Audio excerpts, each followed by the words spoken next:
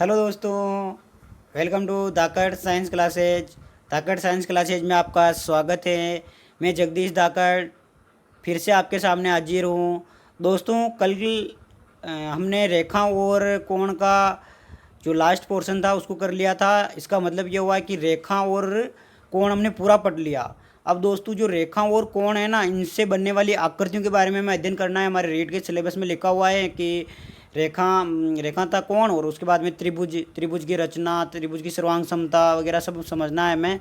तो दोस्तों, कल मैंने स्लाइड की बात की थी, मैं स्लाइड लगाऊंगा वीडियो के एंड में। तो मैं आज इस वीडियो के जो एंड में मैं क्या करूँगा, रेखा और कोण से संबंधित प्रश्न है उनकी स्लाइडें लगा दूंगा। उन प्रश्नों को आप सोल्व करना और उत्तर अपने कमेंट बॉक्स में डालना। ठीक है दोस्तों, तो हम त्रिभुज के बारे में पढ़ें आज। तो त्रिभुज के बारे में स्टार्ट करते हैं दोस्तों। इधर ध्यान देना, ये मैंने लिखा त्रिभुज। देखो ये क्या लिखा मैंने, त्रिभुज। इसको इंग्लिश में ट्रायंगल बोलते हैं। अब इधर ध्यान देना मैं क्या बोल रहा हूँ।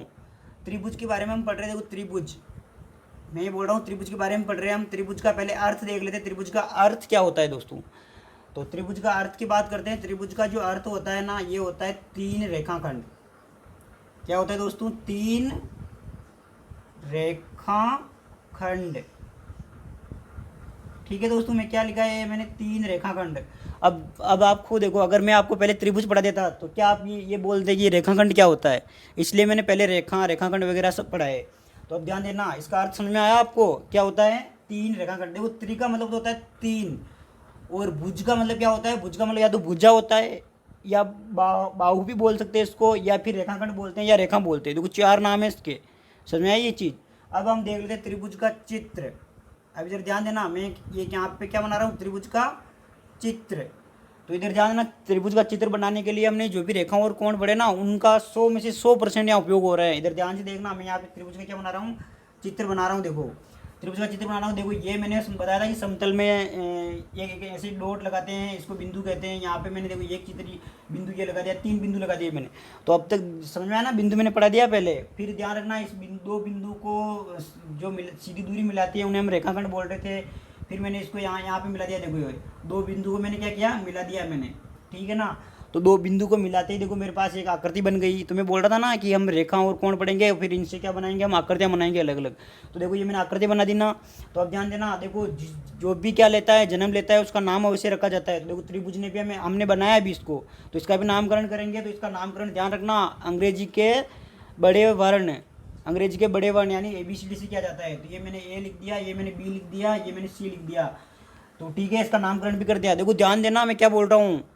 मैंने पहले कोण पढ़ाया था, तो मैंने बोला था एक बिंदु से दो किरणें निकलती हैं, तो वो उन दोनों के मध्य का जो झुकाव होता है उसे क्या बोलते हैं, हम कोण बोलते हैं। तो देखो ये एक बिंदु है, एक बिंदु से क्या कर रही, दो किरणें निकल रही, तो इन्हें क्या बोलेंगे हम, ये किरण निकल रही, इनके बीच के झुकाव को क्या बोलेंगे, कोण बोलेंगे। समझ में आ रहा है दोस्तों मैं क्या बोल रहा हूँ।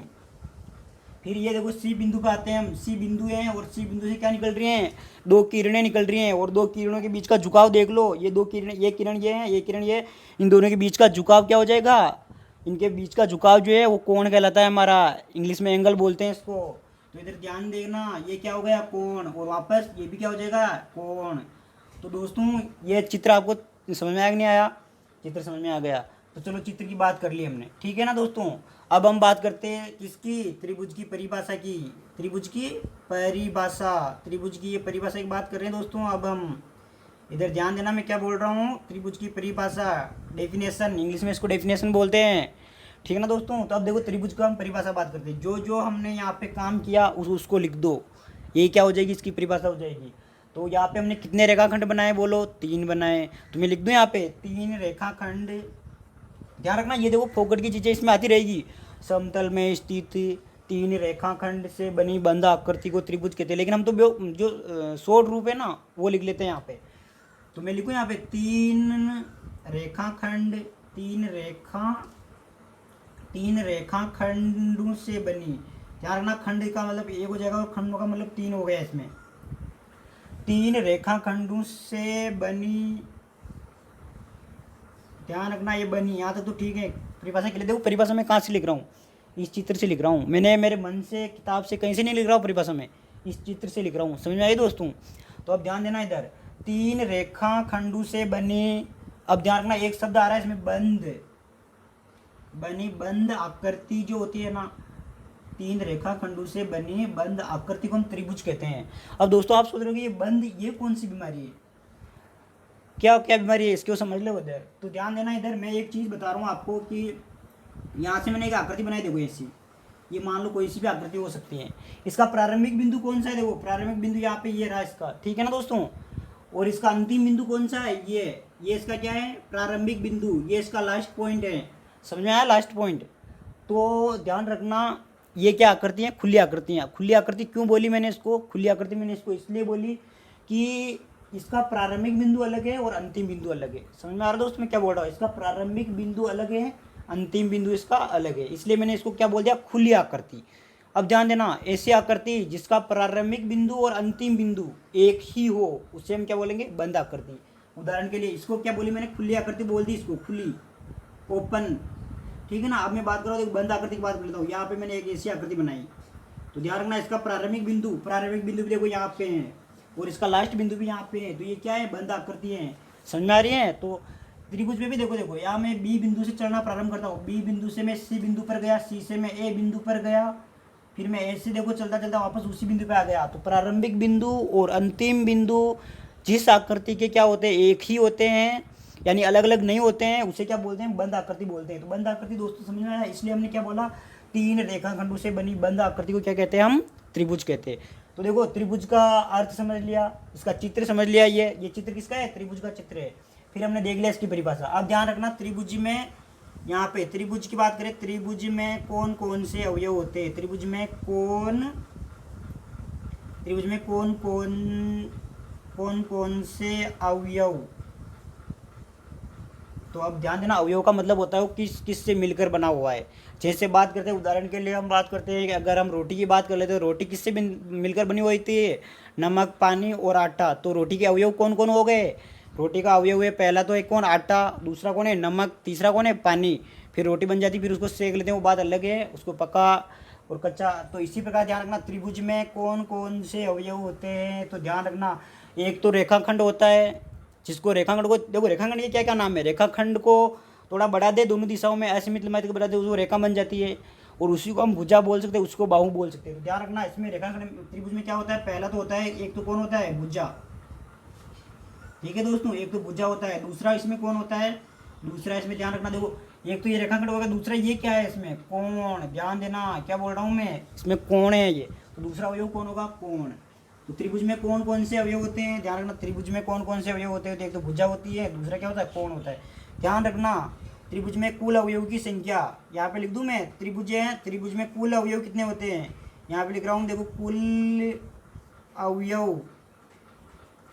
अवयव कितने, कुल अवयव कितने। तो अब ध्यान देना, कुल अवयव कितने होते हैं। तो अब ध्यान देना दोस्तों, कुल अवयव की बात कर रहा है, तो ध्यान देना, एक और दो, क्या इसमें 2 अवयवी है क्या, अच्छा 2 अवयवी है क्या, बताइए मेरे को, 1 और 2। देखो गिनती तो हमारी ये कहती है, ये 1 है, ये 2, तो यहाँ पे मैं लिख दूँ 2, ये लिख दिया 2। क्या ये सही है, रीट में प्रश्न आया हुआ है, ध्यान दे इधर क्या बोल रहा हूँ मैं, ये प्रश्न जो है रीट में आया हुआ है कि त्रिभुज में कुल अवयव कितने होते हैं। तो क्या ये 2 ठीक हैं क्या, बिल्कुल गलत हैं 2। ध्यान देना, गलत क्यों है इसको समझना।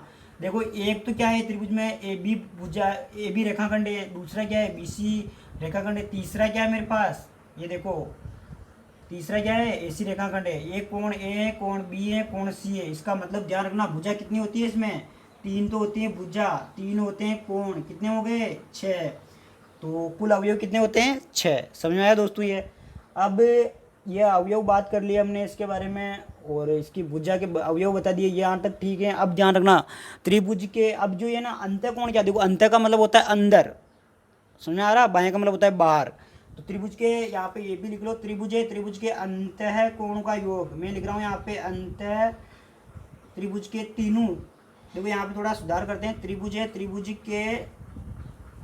के तीनों, यहाँ पे लिख रहा हूँ मैं, त्रिभुज के तीनों अंतःकोणों का योग या योगफल बोल सकते हैं, कोणों का योगफल, या इसको योग भी बोल सकते हैं। देखो योगफल बोल दो चाहे योग बोल दो, बात एक ही है। कितना होता है, 180 डिग्री होता है।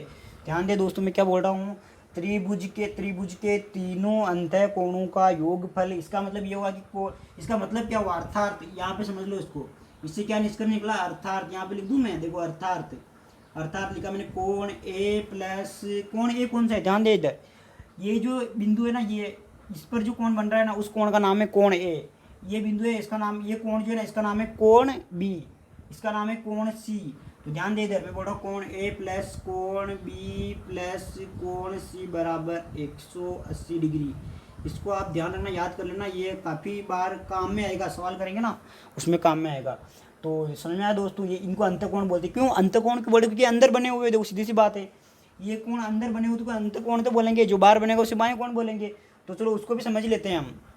तो त्रिभुज का अंतःकोण समझ आएगा, त्रिभुज के यहाँ पे लिख रहा हूँ मैं, त्रिभुज के तीनों बाह्य कोणों का योग, बाह्य कोणों का योग, ध्यान है ना, योग को योगफल बोल सकते हो। अच्छा, त्रिभुज के तीनों बाह्य कोणों का योग भी 180 होता है।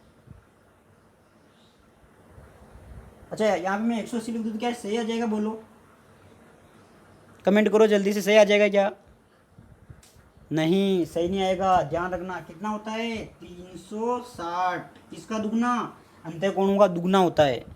ये ध्यान रखना, ये संबंध भी याद कर लेना आप तो, कि त्रिभुज के अंतःकोणों का योग जो होता है ना, वो बाह्य कोण का आधा होता है, या ये दुगना होता है। समझ में आ गया, इसको 2 से गुना करो।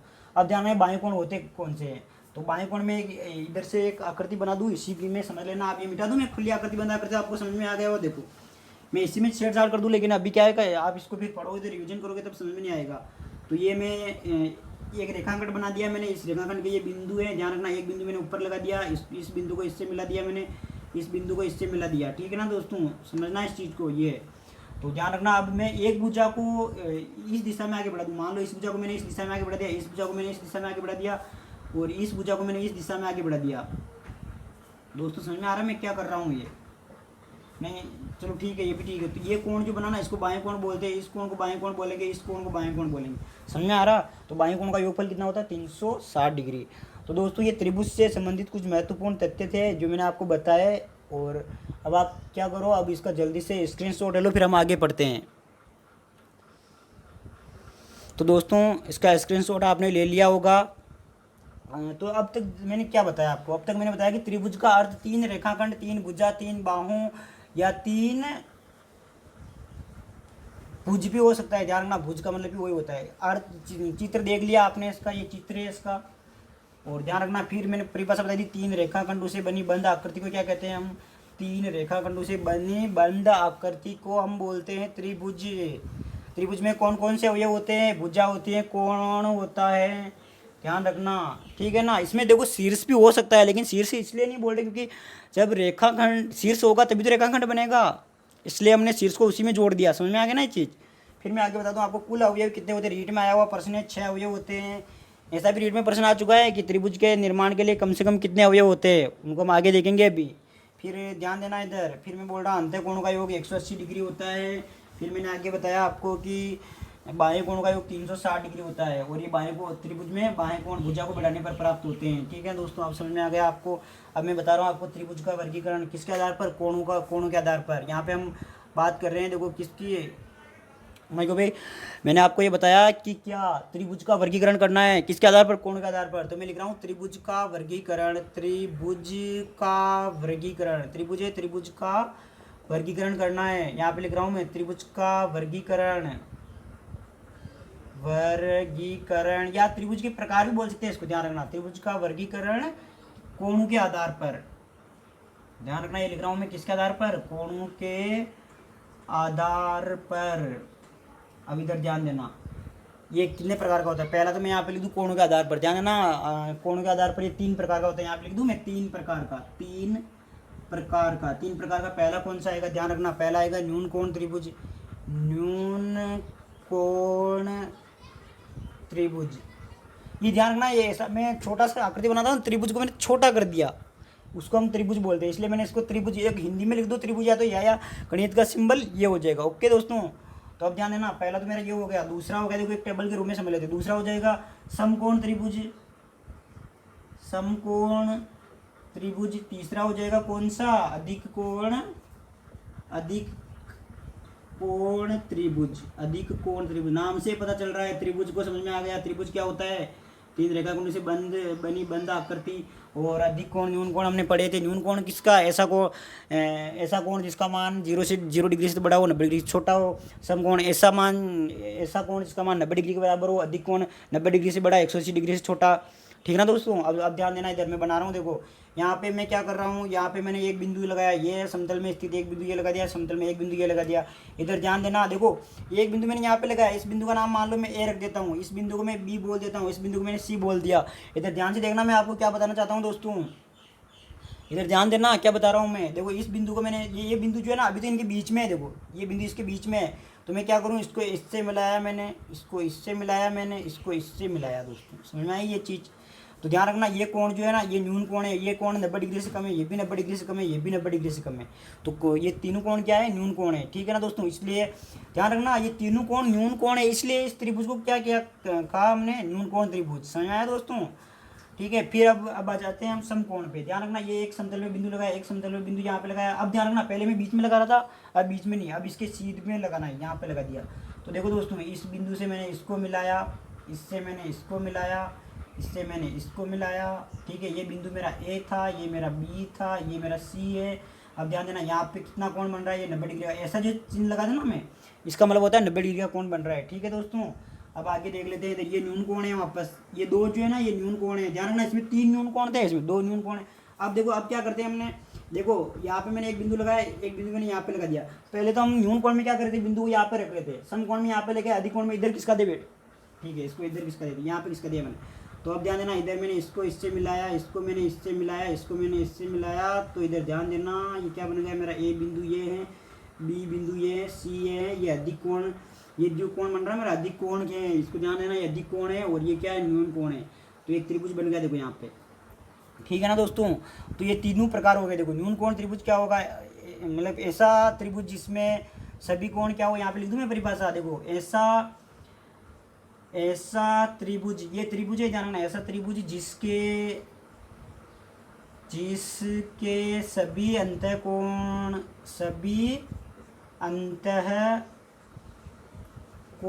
क्या हो, सभी अंतःकोण न्यून कोण हो, उसे क्या बोलेंगे हम, न्यून कोण होंगे, उसे क्या बोलेंगे हम, न्यून कोण त्रिभुज। समकोण की बात करते हैं, ऐसा त्रिभुज ये लिखा मैंने, ऐसा त्रिभुज जिसमें यहाँ पे ध्यान रखना, जिसमें एक कोण, यहाँ पे लिख रहा हूँ देखो, एक कोण समकोण हो। समकोण का मतलब होता है 90 डिग्री, समकोण हो, इससे कहते हैं। समझ में आया दोस्तों, इससे क्या बोलेंगे, समकोण त्रिभुज। अब अधिक में क्या होगा, वही बात की, ऐसा त्रिभुज जिसमें एक कोण अधिक कोण हो। लिख लेना आप, देखो ये क्या लिखना है, ऐसा त्रिभुज जिसमें एक कोण, समकोण की क्या लगना, अधिक कोण होगा, उसे क्या बोलेंगे हम, अधिक कोण त्रिभुज। तो दोस्तों ये अब ध्यान देना, इसमें एक बहुत अच्छा पॉइंट पकड़ में आ रहा है। देखो इधर इसमें देखो कितने कोण है, 3 कोण है। तीनों कोण कौन से, न्यून कोण है। तो लिख दूँ मैं कि यहाँ पे क्या, चलो इसमें लिख देता हूँ मैं, तीनों कोण क्या है, 3 कोण न्यून कोण है इसमें।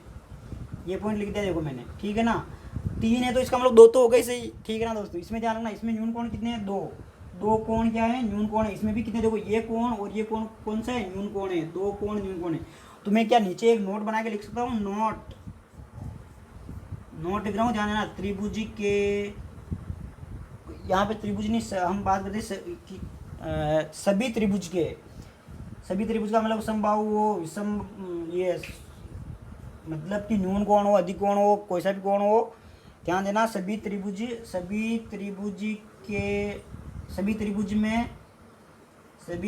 में ध्यान देना, सभी त्रिभुज में 2 कोण न्यून कोण होते हैं, या कम से कम लिख लेते हैं। चलो यहाँ पे इसको सुधार करते हैं थोड़ा। देखो मैं लिख रहा हूँ सभी त्रिभुजों में, अभी हिंदी में लिखते हैं इसको, सभी त्रिभुजों की बात करें, सभी त्रिभुजों में कम से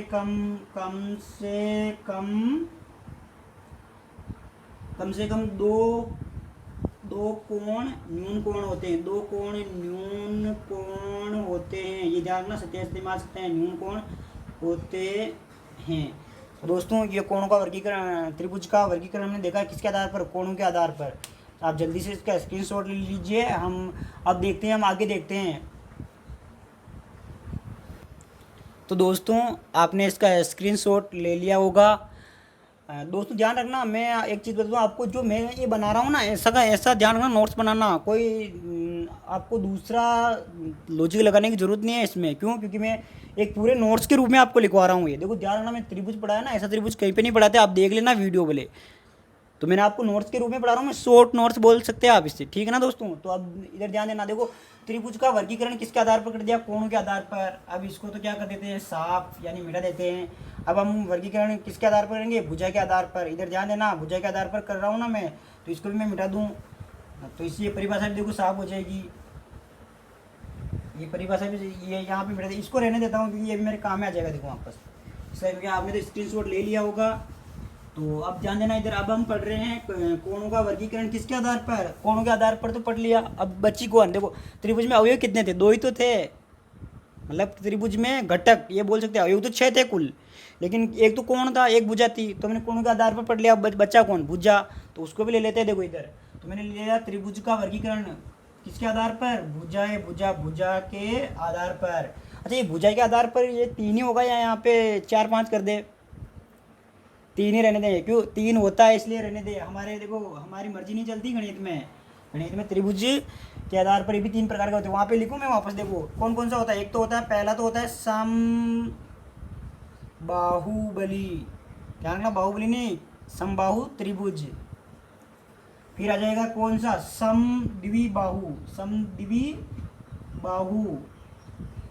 समद्विबाहु त्रिभुज। फिर आ जाएगा इसमें विषम, विषम बाहु त्रिभुज। नाम से पता चल रहा, देखो ध्यान रखना, गणित में अधिकतर टॉपिक जो होते हैं ना, उनके नाम से उनका काम है, काम से उनका नाम। जैसे हमारे समाज में नहीं होता, कोई अच्छा सा काम करता है ना, तो उसका नाम बहुत फेमस होता है कि यार वो फलाना आदमी है ना, वो बहुत अच्छा है और बहुत अच्छा काम करता है। तो जिस प्रकार उस व्यक्ति के काम से उसका नाम चल रहा है ना, उसी प्रकार गणित में भी क्या होता है, गणित में उसके काम से उसका नाम आ जाता है।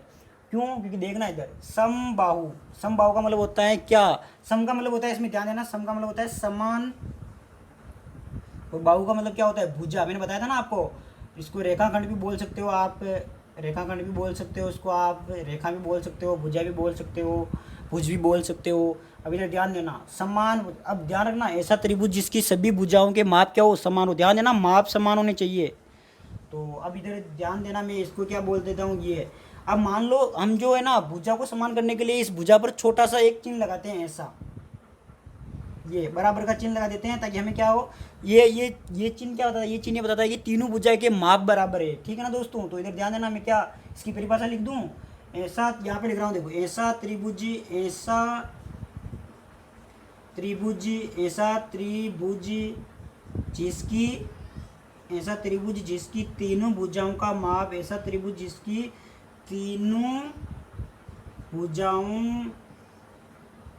भुजाओं का, देखो ध्यान देना, ऐसा त्रिभुज जिसकी तीनों भुजाओं का माप क्या हो, माप का मतलब होता है उनका मान, जो हम माप रहे हैं, जैसे 4 सेंटीमीटर लंबी भुजा है या 5 सेंटीमीटर लंबी भुजा है, ठीक है ना।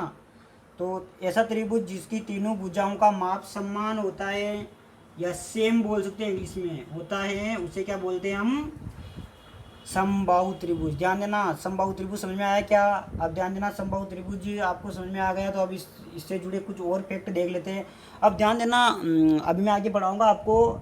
अगर ये त्रिभुज, इसके ध्यान रखना, ये कोण जो बन रहा है ना, इसकी सामने की भुजा ये है, और ये इसकी सामने की भुजा ये है, इसके सामने की भुजा है, सम्मुख भुजा। ध्यान रखना, यदि कोण बराबर है तो सम्मुख भुजाएं भी क्या होती है, बराबर होती है। इसका मतलब ये हुआ कि देखो यहाँ पे मैं लिख दूँ इसका, इससे निष्कर्ष क्या निकल रहा है, ए बी भुजा है वो बी सी के बराबर है, और ए सी भुजा, तीनों का माप क्या है, बराबर है। ध्यान देना, तीनों का माप क्या है, बराबर है, तीनों का माप बराबर है। इधर ध्यान देना, फिर आगे देखते हैं हम। अब ध्यान देना, अगर तीनों का माप बराबर है तो हमें याद पता है कि त्रिभुज के तीनों कोणों का योग कितना होता है, 180 डिग्री होता है। और मैं बता रहा हूँ आपको कि अगर भुजा समान है तो कोण भी क्या होंगे, समान होंगे। ये कोण x है तो ये भी x होगा, ये भी x होगा। तो आप सोल्व कर सकते हो, x रख के देखो 3x हो गए, 3x में आप 180 का भाग दोगे, कितना आ जाएगा, 60। तो मैं लिख दूँ अंतःकोण कितने होंगे, प्रत्येक अंतःकोण, यहाँ पे लिख रहा हूँ प्रत्येक अंतःकोण जो होगा ना, अंतःकोण 60 डिग्री का होगा। प्रत्येक बाह्य कोण, प्रत्येक, ध्यान रखना इसमें और थोड़ा, चलो ठीक है इसको एडजस्ट कर लेंगे, अभी यहाँ पे कर ही लेते हैं। चलो क्या हो जाएगा, कोण ए बराबर कोण बी बराबर कोण सी, ये कितना हो जाएगा 60 डिग्री। अब ध्यान देना इधर त्रिभुज के प्रत्येक प्रत्येक यहाँ पे ध्यान रखना, प्रत्येक अंतःकोण लिखा मैंने, सभी अंतःकोणों का योग 380 डिग्री। सही बोल रहा हूँ क्या मैं, बिल्कुल गलत बोल रहा हूँ, ध्यान रखना 180 डिग्री होता है। एक एक शब्द पे गौर करना, फिर मैंने ये लिख दिया। फिर अब मैंने बाह्य कोण की बात, प्रत्येक, ध्यान रखना इसमें ये लिख रहा हूँ मैं, प्रत्येक बाह्य कोण कितना हो जाएगा 120 डिग्री। क्यों, क्योंकि प्रत्येक बाह्य, सभी बाह्य कोणों का योग 360 होता है। प्रत्येक का मतलब होगा, ध्यान रखना यहाँ पे भी क्या आ जाएगा, कोण जो बाहर की ओर कोण बनेगा ना वो हर एक कोण बराबर हो जाएंगे। तो ये आपको समझ में आ गया होगा कौन, समबाहु त्रिभुज। इसी की जैसे बात कर लेते, अब समबाहु था तो सभी भुजा समान थी, सभी भुजा क्या थी उसमें समान थी। और अब ध्यान रखना द्वि का मतलब होता है दो भुजा समान हो, तो ध्यान रखना दो भुजा समान करने के लिए मैं एक ऐसा त्रिभुज बना देता हूँ। देखो यहाँ पे इसकी आकृति बना रहा हूँ मैं, ये मैंने एक त्रिभुज बनाया जिसकी क्या है, ये भुजा इस भुजा के बराबर है, इसका नाम है ABC। इधर ध्यान देना, ABC मैंने नाम रख दिया इसका। अब ध्यान देना मैं इसकी परिभाषा लिख दूँ, ऐसा त्रिभुज जिसकी दो भुजाओं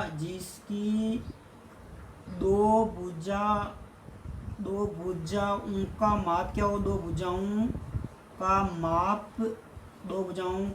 माप समान लिख दिया है। देखो समान हो तो कौन कौन सा, यहाँ पे AB बराबर है किसके, AC के। ध्यान देना, अब मैं वापस बता रहा हूँ आपको, देखो ये भुजा है ना, तो ये इसके मतलब ये कोण इसकी सम्मुख भुजा ये है और ये कोण इसकी सम्मुख भुजा ये है। तो इसका मतलब यहाँ पे ध्यान रखना दो कोण क्या होंगे, दो कोणों के माप भी समान होंगे। तो मैं लिख दूँ यहाँ पे, देखो डायरेक्ट लिख रहा हूँ, आप लिख लेना दो कोणों के क्या होंगे, माप भी समान होंगे, ये कोण बराबर होंगे। ठीक है दोस्तों, तो ये चीज़ समझ में आई। अब इसमें भी हमने ये लिख रहे थे, अब ध्यान रखना इसमें क्या होगा, क्या आप इसमें ये डिफाइन कर सकते हो कि इसके अंतःकोण कितने होंगे बाएं। तो देखो कैसे करोगे आप, ये कोण बराबर है, ठीक है ना, तो इनको मान लो, इसको x मान लो, तो मैं इसको भी 2x मान लेता हूँ।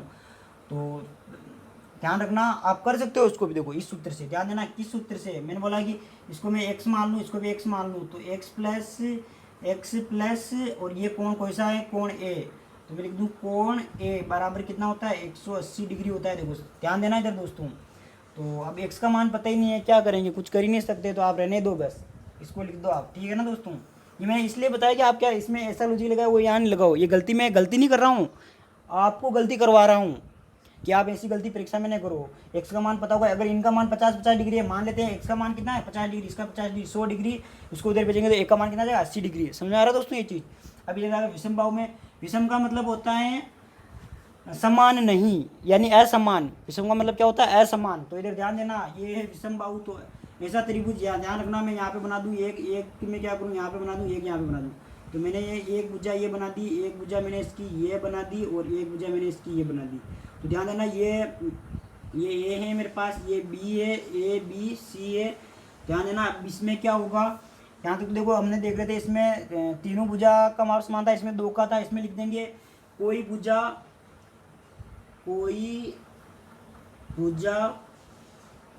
समान नहीं होगी, कोई भुजा समान नहीं होगी। इधर ध्यान देना, इसका मतलब ये हुआ कि AB बराबर नहीं है किसके, BC के, BC बराबर नहीं है AC के। समझ में आया दोस्तों। और इसमें दो कोण बराबर थे, इसमें एक भी कोण बराबर नहीं होगा, नॉट इक्वल टू B के, नॉट इक्वल टू C के। समझ में आया दोस्तों, ये पॉइंट याद रख लेना इसमें। तो ये हमारा कोणों का वर्गीकरण जो था। अब ध्यान रखना भुजा के आधार पर कोणों का वर्गीकरण, ये तो हमने 3 प्रकार का था, ये तो हमने समझ लिया, अब इधर ध्यान देना, ये हमने समझ लिया। अब हम ये भुजा के आधार पर कोणों का वर्गीकरण एक और है, उसको भी समझ लेंगे। इससे पहले मैं आपको क्या करूं, कुछ अभ्यास प्रश्न करा दूं ताकि आपको ये पता चले कि हम जो पढ़ रहे हैं उसमें से प्रश्न कर भी पाते हैं कि नहीं पाते। तो दोस्तों इसका आप जल्दी से स्क्रीनशॉट ले लीजिए। अब मैं आपको अभ्यास प्रश्न करवा रहा हूँ। और ध्यान रखना त्रिभुज का वर्गीकरण भुजा के आधार पर और आगे पढ़ेंगे। ये तो पूरा हो गया, इसका दूसरा टाइप आएगा, उसको हम पढ़ेंगे। पहले आपको अभ्यास प्रश्न करवा देता हूँ। तो दोस्तों इसका जल्दी से स्क्रीनशॉट ले लीजिए। तो दोस्तों जो हमने पढ़ा उसका अभ्यास प्रश्न कर लेते हैं, बाकी फिर अगली क्लास में हम भुजा के आधार पर कोणों का वर्गीकरण एक और है जो उसका देखेंगे, मतलब भुजा के आधार पर त्रिभुज का वर्गीकरण। ठीक है ना दोस्तों, इधर ध्यान दें। ये देखो ये मेरा एक त्रिभुज दे रखा है, इसमें ये एक कोण ए जो है ना ये कितना दे रखा, 70 डिग्री। बताओ कोण बी कितना दे रखा, 60 डिग्री। ज्ञात कोण किसको करवा रहा है, कोण सी को। कोण सी का मतलब एक्स को ज्ञात करवा रहा है।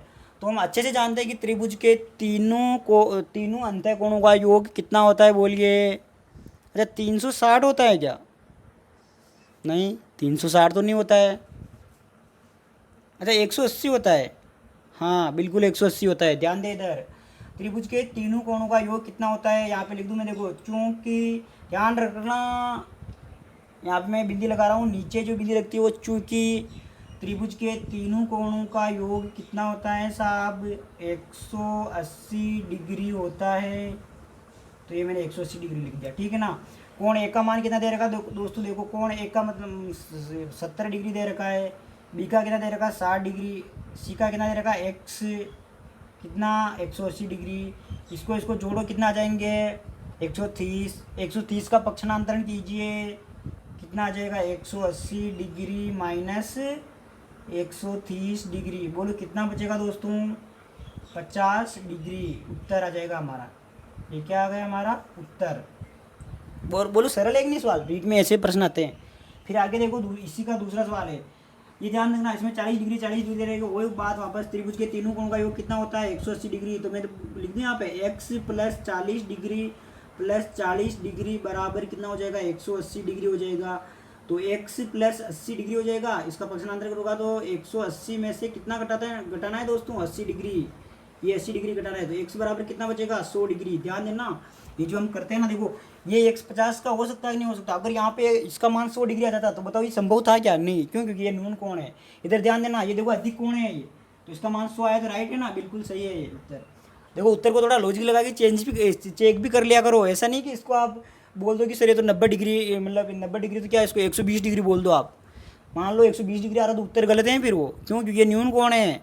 वो कौन सा है, इसका मान लो, इसका मान 50 आता है तो क्या आप सही था, ये बिल्कुल गलत था। क्यों, क्योंकि ये एक अधिक कोण त्रिभुज है, अधिक कोण त्रिभुज 90 से बड़ा होता है, 90 से बड़ा होगा तो क्या आ जाएगा 100 आ जाएगा। ठीक है ना दोस्तों। अब ध्यान देना इसके लिए एक फैक्ट है, मैं इसी प्रश्न में बता दूँ आपको। इधर ध्यान देना, ये जो इसको बोलते हैं बाह्य कोण, इसको बोलते हैं, इनको बोलते, देखो जो अंदर बनता है उसको अंतः कोण बोलेंगे, जो बाहर बनता है उसको बाह्य कोण बोलेंगे। बताओ त्रिभुज में ये अंदर बन रहा है कि बाहर बन रहा है, तो आप बोलोगे सर ये तो बाहर बन रहा है, तो इसको क्या बोलेंगे बाह्य कोण। तो अब ध्यान रखना, बाह्य कोण ज्ञात करना हो ना तो एक फैक्ट है इसके लिए, ये फैक्ट मैं बता दूं कि बाह्य कोण जो होता है ना दोनों अंतः कोणों के योग के बराबर होता है। बाह्य कोण जो है ना दोनों अंतः कोणों के योग के बराबर होता है। तो यहाँ पे मैं लिख दूँ, देखो एक फैक्ट है, इसको आप नोट करके लिख लेना। एक फैक्ट के त्रिभुज की एक भुजा को बढ़ाने पर बना बाह्य कोण जो है ना, यहाँ पे लिख दूँ मैं बाह्य कोण जो होता है ना वो किसके बराबर होता है, त्रिभुज के ध्यान रखना, त्रिभुज के अंतःकोण भी कौन से बाह्य कोण के सम्मुख होना चाहिए। ध्यान रखना, ये बाह्य कोण क्या है, सम्मुख, अंतःकोण सम्मुख है, तो इसके सम्मुख। तो मैं यहाँ पे लिख सकता हूँ अंतःकोणों दोनों, यहाँ पे ध्यान रखना, एक सुधार करते हैं, दोनों सम्मुख अंतःकोणों के, दोनों सम्मुख, अब ये कौन सा नया शब्द आया, दोनों सम्मुख अंतःकोणों के योग के बराबर होता है। ठीक है ना, योग के बराबर होता है। दोनों तो समझ में आ रहा है कि ये क्या, ये इसलिए दो लगा दिए। सम्मुख, ये कौन सी बीमारी है, सम्मुख का मतलब होता है जिसका मुंह आमने सामने हो, जैसे कि मेरा मुंह आपके सामने, आपका मुंह मेरे सामने, तो हम दोनों सम्मुख बैठे हुए हैं। समझ में आ रही चीज़ मैं क्या बोल रहा हूँ। सम्मुख का मतलब होता है आमने सामने, मेरे सामने आप हो, आपके सामने मैं हूँ, तो हम क्या सम्मुख बैठे हुए हैं। तो ध्यान रखना, इसके सम्मुख कौन है, ये, इसके सम्मुख कौन है, ये देखो, इसका मुंह इधर, इसका मुंह भी इधर। तो ध्यान देना, अब बाह्य कोणों का योग इसके बराबर होता है। तो ध्यान देना, अब क्या, देखो सवाल नंबर पहला करते हैं, पहले का हल सोल्व करते हैं पहले को, तो क्या आ जाएगा, इधर ध्यान से देखना, पहले को हम सोल्व कर रहे हैं।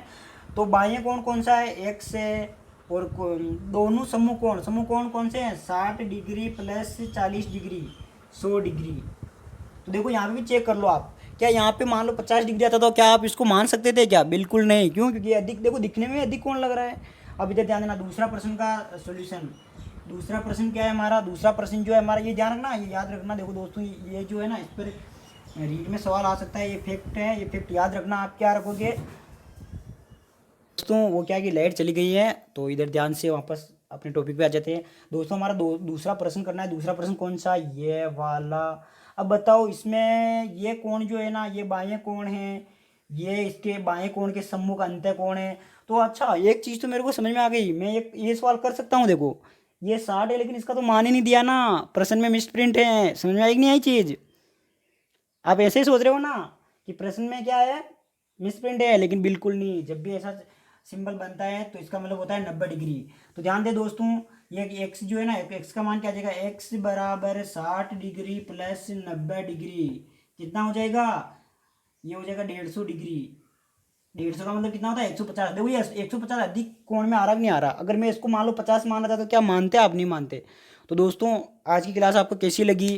अगर क्लास अच्छी लगी हो तो इस वीडियो को लाइक करें, और जो भी अपना डाउट हो उसमें कमेंट बॉक्स में कमेंट करें, और ध्यान रखना चैनल को सब्सक्राइब करें और अपने दोस्तों को भी बताइए। और ध्यान रखना, रेखा और कोण से जो अभ्यास प्रश्न है मैं आगे इस स्लाइड में लगा रहा हूँ, इनको भी सोल्व करें।